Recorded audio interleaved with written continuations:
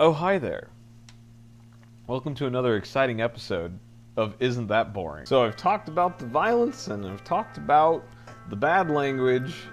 The only thing left after that was just weird situations where you have to make some creative decisions. Because a lot of time there's clear answers where there's a swear word and you know you can get the dialogue that could replace that, or if the joke's just too long and too adult, you just cut out the whole thing.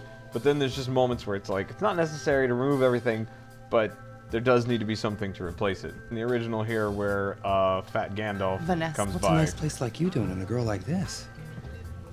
I did that. You know, and you just want to kind of let some of the air out of the inappropriateness balloon. You go online, you find some sound effects, or you record them yourself, and you just replace the line with... like this. So it's still sexual harassment, but it's not... It's family-friendly sexual harassment. No. At least in this case, it's nothing worse than you would see in an old Tex Avery cartoon, and we all know how wholesome those were. I kind of think that I'm cute and mink. Daddy, you've gotta get the very best for me. Oh, Daddy.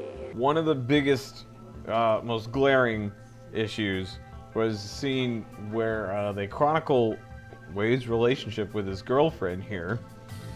In the uncut version, you can see that it's fairly problematic. But all it says for the plot is that a year has passed. Having edited this just for my nephews to watch it, they're not concerned about. They don't want to see anybody even smooching. But thanks to this transition right here, where it says 2 years ago, I was just able to cut the whole thing out altogether. Deal. So the joke is that they're just going to hang out for another minute, and then it's 1 year later. Speaking of cuts and flashback transitions, this whole bit here where he stabs the guy all the way through and it's really slow and drawn out. Just a flash cut to black and then fade back in after all the gory violence is over. Then there's just stuff where you can just make it a little less brutal. This transformation, there's a number of screams and it goes on for about 16 seconds altogether. Just cutting that down, you know, get the hand transformation, pan up to the face, flash the thing, and just one scream. It's all you need to make the point. This one's only 5 seconds. I cut 10 seconds out of it, and it just lingering on the gore or lingering on the horror a little less just makes it more bearable. Then if you've seen the movie, then you know what this joke right here is all about. Cutting that out wasn't too hard, but you got to put something in its place. Fortunately, there's a lot of cosplayers and a lot of YouTubers out there. And we all know how this turned out. Whoops, you weren't meant to see that. It's at least goofy enough that maybe it'll make a kid chuckle. Then there's this line that everybody knows because it was from the trailer. You gonna leave me all alone here with less angry Rosie O'Donnell? But it does. Who knows who Rosie O'Donnell is anymore?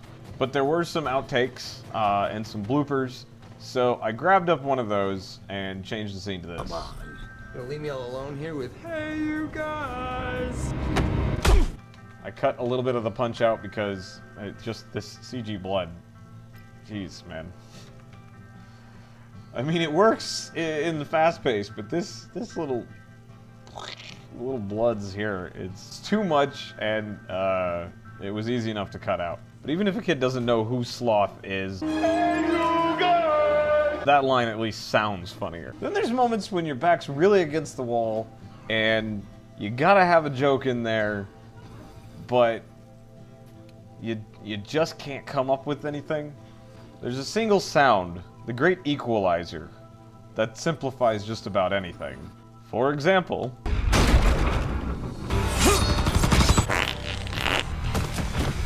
fart joke. I used it here to replace a dirty line, and also right here. In the meantime, you might want to leave the room. So the doctor says I the wouldn't bad have news is you don't have chosen to write that joke, but whatever. My nephews will think it's funny. Even if they don't, they'll think it's funny. That's the great things about making kids laugh. They just like laughing. Then you got stuff like the strip club scene, which was just a little bit of creative cropping. Sometimes it's just a chance to repurpose things a little bit. There's this bit here where she's trying to talk with tape on her face. He says, take off the tape. She says a dirty word, but, and she's implying that the boy has the wrong boy parts. Comedy. And then he's like, you know, oh, she's insulting me, so you're a talker too. But I was able to cut out the dirty joke by just sort of repurposing it. You're a talker too? Go on then. I've been trying to tell you you've got the wrong girl. So it's more like he's saying, oh, because she's trying to talk with tape on her face, so she's a talker. I mean, that's not even that interesting, but that's kind of what I love about editing. You can just take a reaction and move it just a few seconds down in a conversation and completely restructure it. And in this case, restructure it, but still keep the same intention of the scene. That to me is just what makes it fun. But then there's moments like this one, had me going in circles. So the first thing that complicates this is that there's really just two angles in it. It's him and the girls, him and the girls. The only thing that breaks it up is this cutaway to the pizza box. Problem came up because this chick right here, she's just there for a quick line, and her line has a swear word in it.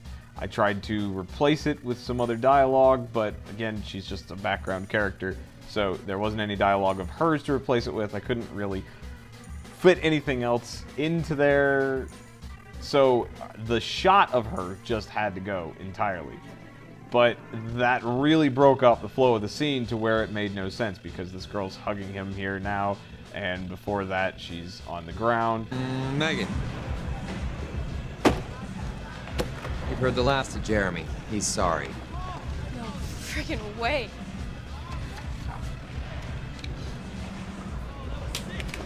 Should have brought my rollerblades. Show these kids how it's done. Oh, and that's why we do it. But mostly the money. Hey, think you could up my stepdad? Give a guy a pavement facial, it's because he's earned it. Hey, wait! So here's where I ended up. Megan. You've heard the last of Jeremy. He's sorry. Should have brought my rollerblades. Show these kids. Oh, and that's why we do it. But mostly the money. Okay, ladies, there you have it. Hey, wait! It's definitely a little bit choppy, but you know, sometimes you gotta make sacrifices when you're dicing something up for a purpose other than what it was shot for. If your motivation in editing is different than the motivations during shooting, it's gonna get choppy. You know, I mean, if I had all the raw footage and I was the editor of the movie, you would have more stuff to work with, but I've only got to work with, here is the final cut. So by putting the hug here and then holding off and putting the picture picking up at the end of it, just made it so I could save the scene and it doesn't seem people aren't just jumping all over the place. Oh, and that's why we do it. And then got to have some fun with the end credits. Pulled out the dirty joke about pulling out. And then just to keep the little kids engaged, I cut the song sooner that's playing right here.